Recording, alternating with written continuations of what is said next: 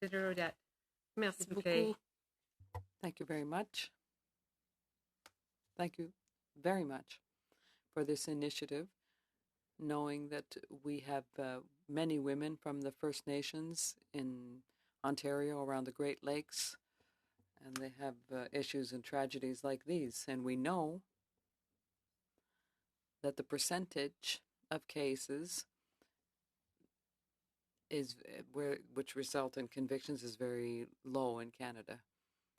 Few are even before the courts. And listening to you when you shared with passion this bill, your bill with us, you said that this bill will also allow for us to find people guilty effectively. So just for those listening to us, could you tell us why it will be effective this time and why that percentage of convictions will go up in Canada? Senator, so as I did in my speaking notes, that it's quite common that traffickers will wait at Greyhound bus stations, and when they see young Indigenous girls getting off the bus, they will approach them with offers of help.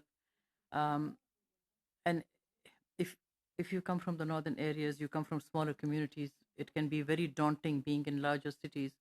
And if somebody comes forward and says we're willing to help you, sometimes the young girls are very, very nice. One doesn't know. You think someone's willing to help you, and then they fall into this trap, and it's very hard to get out of that trap because one, they're in a new city, they don't know people, or even if they know people, it's very hard to admit to yourself even that you're being trafficked, because here's this person who loves you, who cares for you, who offered to help you. How can they traffic you? And then when the perpetrator is caught, then instead of the burden being on him to prove himself innocent, the burden is placed on the survivors and the victims to prove that they were afraid.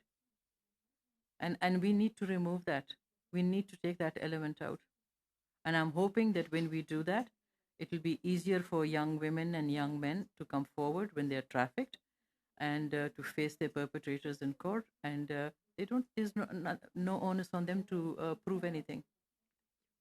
And I'm hoping it will strengthen, like I said, the law enforcement and the judiciary. It strengthen their, it'll make it easier for them to convict people. Merci. Thank you Very much.